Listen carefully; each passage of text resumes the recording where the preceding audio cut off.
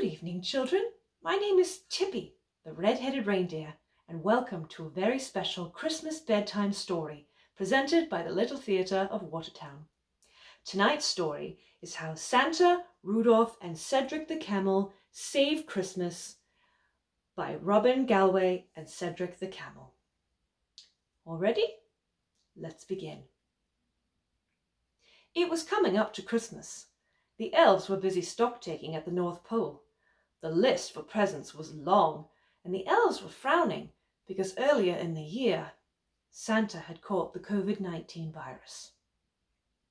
He was old and a bit unfit, as he preferred to take the reindeer for a drive rather than walk.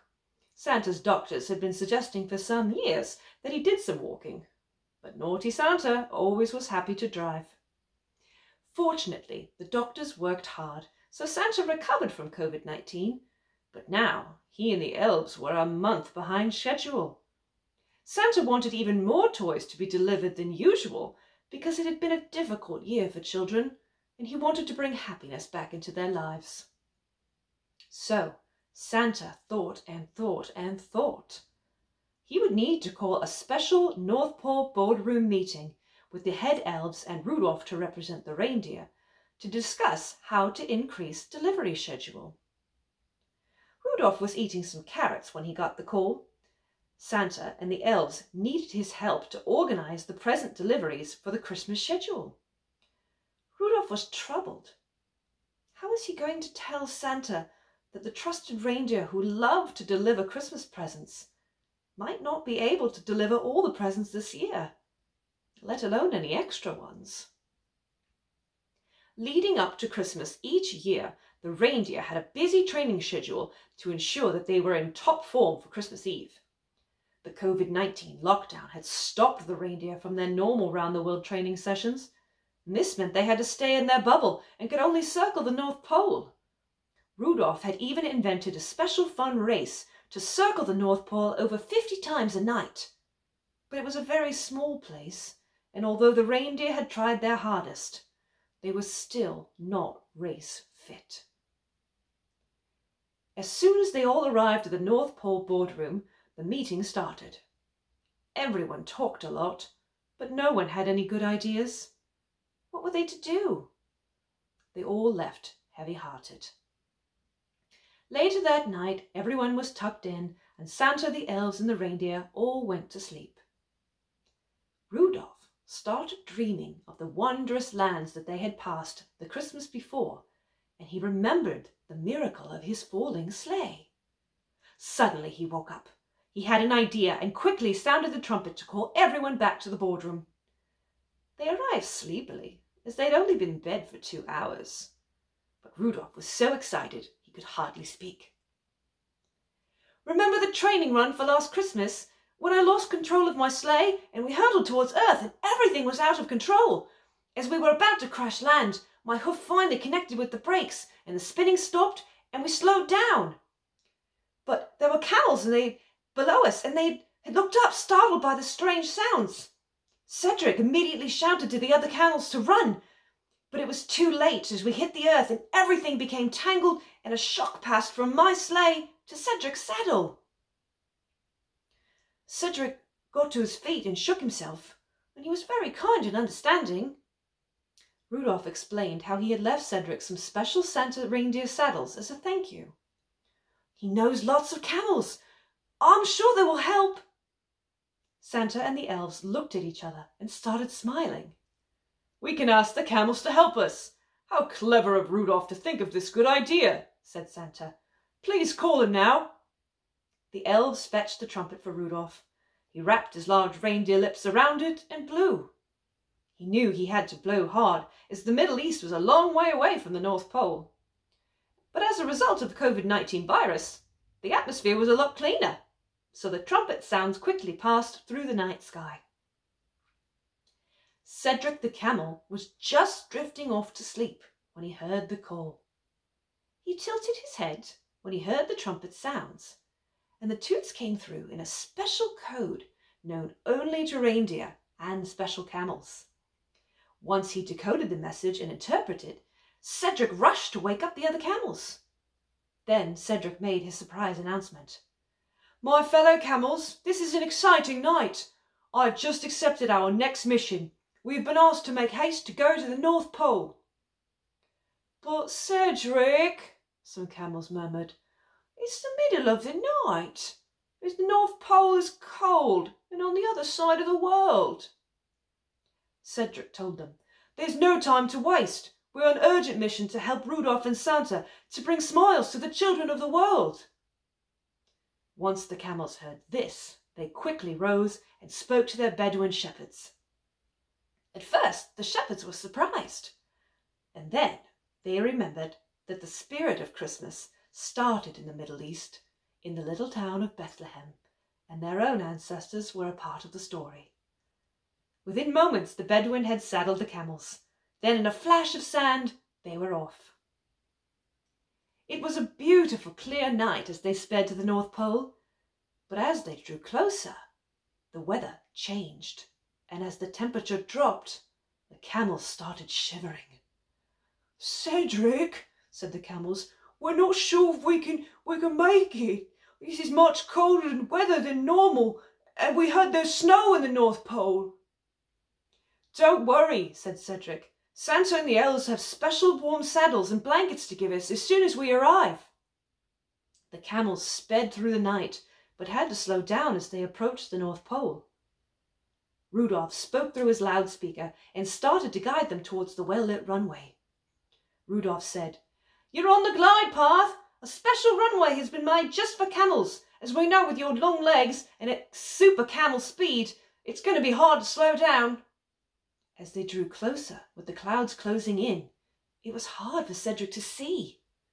Finally, through the whiteout, Sedrick saw Rudolph's red nose peeping at the end of the runway. "You're clear to land," said Rudolph.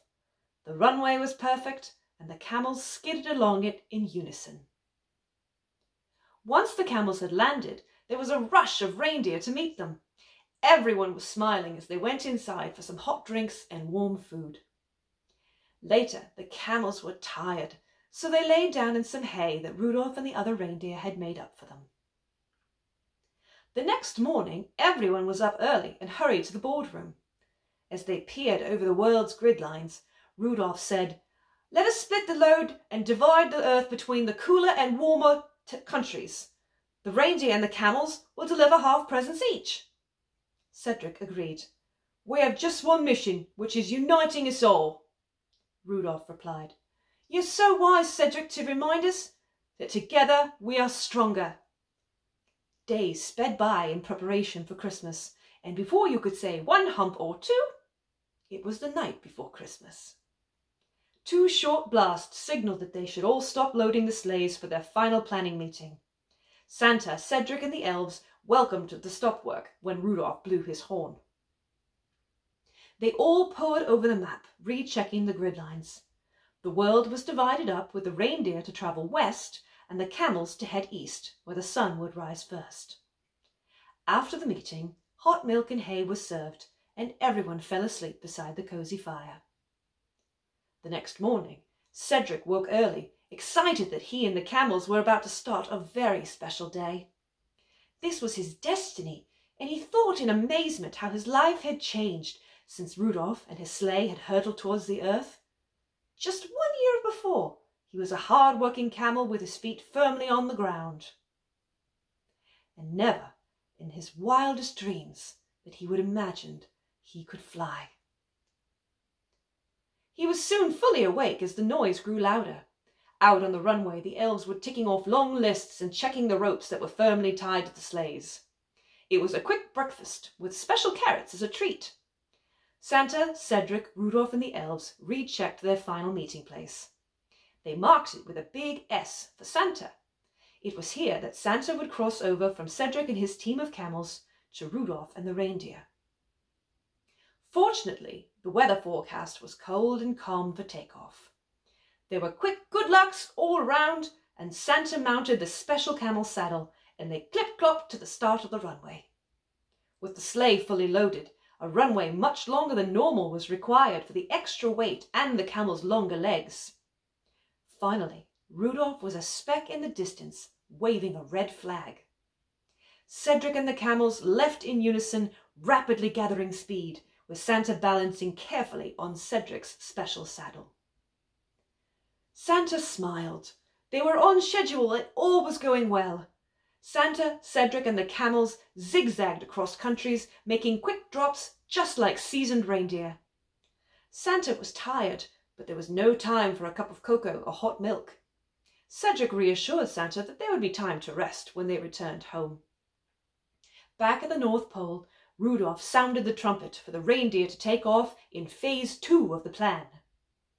The sleek reindeer was soon headed to Santa's magic spot, where the camels and the reindeer were planning to meet. Sedrick had thought he and the other camels were busy when they had walked across the desert for days at a time, but this was something different. Fortunately, the camels were clever at navigating, as in the desert everything could look the same day after day, so they were used to being guided by the stars at night. Santa was very happy that the camels were so clever. Finally, the last grid line was crossed, and they arrived at the prearranged spot. Sedrick looked up, and above them, Rudolph and the reindeer were perfectly positioned. The two teams moved up into their holding positions until they were flying side by side. Rudolph and Sedrick's heads were neatly lined up, and the sleighs locked behind them. Above them the stars shined brightly, and the moon was smiling as Santa prepared to move between the camels and the reindeer. To help Santa cross carefully, as they were high up in the sky, the camels rolled out a special carpet that they had brought all the way from the Middle East. Rudolph and the reindeer moved their feet to a hold position. As Santa scrambled aboard Rudolph's sleigh, there was no time to waste. He nodded his head and they raced west to stay on schedule. Just as the sun was rising, Santa tiredly said, "Good job, Rudolph. Now we must return back to the North Pole." The camels, who had already returned safely, waited for Santa's return. They watched in awe as Rudolph, the reindeer, and Santa came in to land, skidding along the North Pole runway at pace, making snowflakes whirl through the air. The elves rushed out to help unload the saddles, and then quickly everyone dashed inside and fell happily asleep. The next morning at breakfast, there were smiles all around. Sedrick and the camels hoofed some high fives with Rudolph and the reindeer. When the camels prepared for departure, the elves loaded up some extra presents for Sedrick and the camels and their families back home. Then Rudolph turned to Sedrick and smiled and said, "This has been the first Christmas for camels and reindeer to join together to help the children of the world.